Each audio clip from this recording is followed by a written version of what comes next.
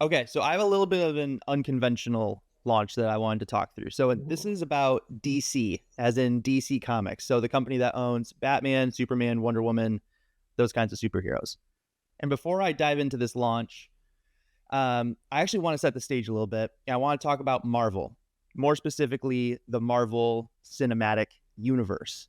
Right? What can we say about the MCU that hasn't already been said yet? Like we all know that how huge the MCU is, so it'd be pretty awful to have them as a competitor. But let's go through some stats here. So the MCU is the seventh highest grossing franchise of all time. All time revenues are at 40.8 billion despite being established only in 2008. So, in the past When you 16 go years, on, they and I'm sorry to interrupt you, Andy. Give the man some time back. But who's above them? What are we talking it's about? like that's a good question. This is straight from Wikipedia, by the way. So, best franchises of all time. Hold on. It's like Pokemon, Hello Kitty. Yeah, Pokemon. it's Lord of the Rings, Harry Potter, like those, Fair. like it's in Okay. like that kind of like echelon of Got it. franchises. Got it. Okay, so huge, right?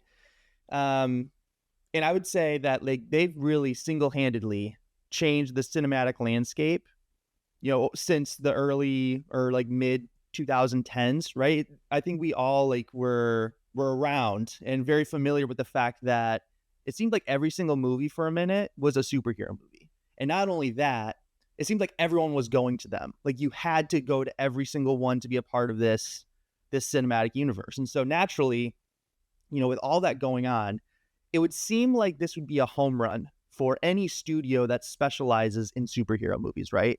Let alone, if you own Batman, Superman, Wonder Woman, The Flash, these all of these household names, this should be like a very great era for you, right? Well, unfortunately, that is not how it turned out for DC's extended universe. So, since their start in 2013, so 5 years after the MCU was established, they really stumbled a lot. So, here are some of their stumbles. They've really underperformed at the box office consistently. And I'm talking $6 billion total across 14 movies. And again, compare that to 40.8 billion for the MCU. So, huge difference. Inconsistent executive leadership, unlike Marvel, who's really had the same creative leadership since the very beginning. So you have that kind of consistent vision throughout the MCU. You don't have that with the DCEU. And then also you have a core cast of superheroes that are actually leaving their shows. So like Ben Affleck, he left being Batman after like 5 years. Henry Cavill, he left being Superman after a handful of years. You don't usually get that. Like you had Robert Downey Jr. He was Iron Man for well over a decade. And so the fact that you have these very well-known actors leaving these iconic superhero roles, something's wrong, right? And I could tell you, I could play like movie critic, and I could try to explain to you why the DC EU failed. But this is a show about product marketing, so I'll cut to the chase, right? So in the beginning of 2023, a video was posted by the new co-CEO of DC Studios, James Gunn, and he had only recently joined DC Studios, but with this one simple video, I think he really single-handedly reinvigorated the brand and gave fans something to actually look forward to after so many years of disappointment. And something that really I think any company can learn from, whether you're a media brand, a B2B software company, it doesn't really matter. Like there's a lot that you can pull from this. And there's three differentiators in this video that I caught that I wanted to cover. So the first differentiator is just the video itself, like the medium. And here's what I mean by that. So usually we'll see Marvel make really huge sweeping announcements and previews for their movies at Comic-Con.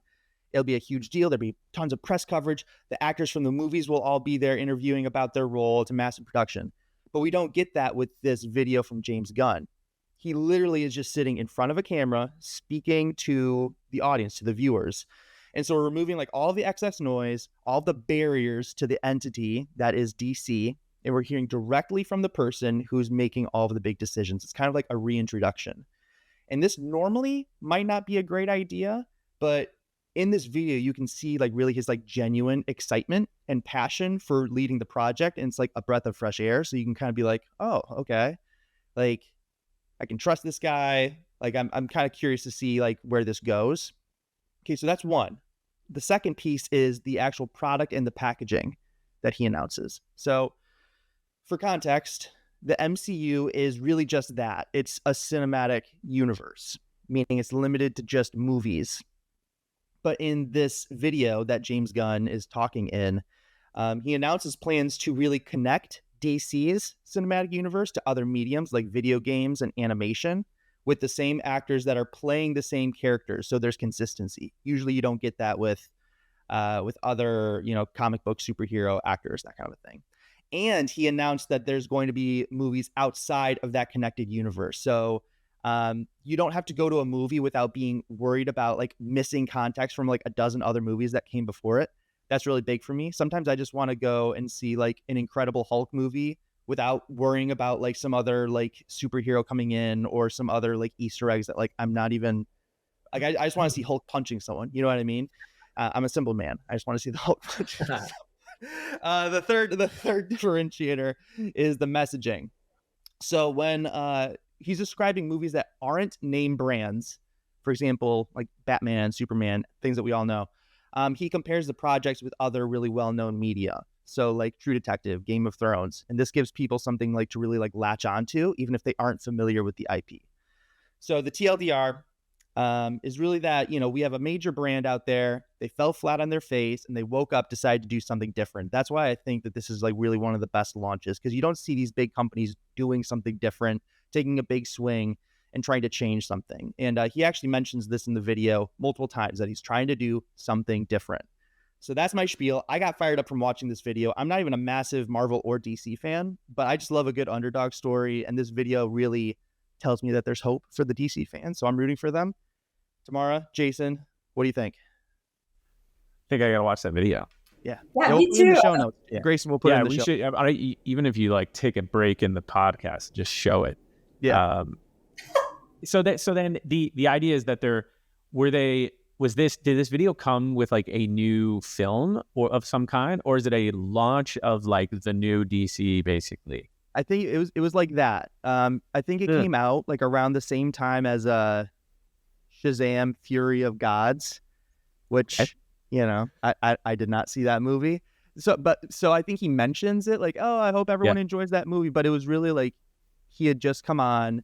Honestly, I think, okay, now that I'm like thinking back to it, there was this big kind of ordeal around. It was right after Black Adam had come out with The Rock. They had just made these big announcements about like, oh, Henry Cavill's he's gonna come in, he's gonna be back as Superman. But then like they were like, no, like we can't just keep on doing like the same thing, trying to think that it's going to actually work. They brought in James Gunn and he was like, no, we're gonna wipe the slate clean. We're going to introduce like a new way of doing things. And so that was the whole, I think, reason, or like to actually come on and like kind of reinvigorate the brand. Yeah. Nice. Well, obviously it worked on you. Was the DC fan base like pumped about it? Yeah. So if you go to the comments, I mean, of course you're gonna have some trolls. It's a YouTube video, but like I think predominantly James Gunn has a lot of, I think, respect from some of the other movies that he's directed. He was the director of Guardians of the Galaxy, which a lot of people really enjoyed. He did the new Suicide Squad for DC, which was one of the better received DC movies that came out under the DCEU. And so I think just generally he has a lot of respect, and people, if you look at the comments, I think the sentiment is mostly positive. It's interesting to think about. So a B2B SaaS example that this reminds me of is Clearbit. Do you remember when Clearbit, like 6 months ago or so, their CEO came out? This is like not long before they got acquired, but he did this whole like, we've lost our way. We're the new and improved. Like we're gonna change things at Clearbit. I think it was Clearbit, right? Yeah. I remember that. Yep. Yeah, it's interesting because it makes me think of that, right? Because it's like for the hope is that it reinvigorates. Sounds like this example at DC was a lot better, more impactful than the Clearbit one. But it's interesting to see a company admit that they did it wrong or that they lost their way, and to come back and to like, it's like how do you change course? It's kind of like you're launching the new. It's like a rebrand almost. Yeah, in a different way, different reasoning. Like no one can just go out and like do this. You know what I mean?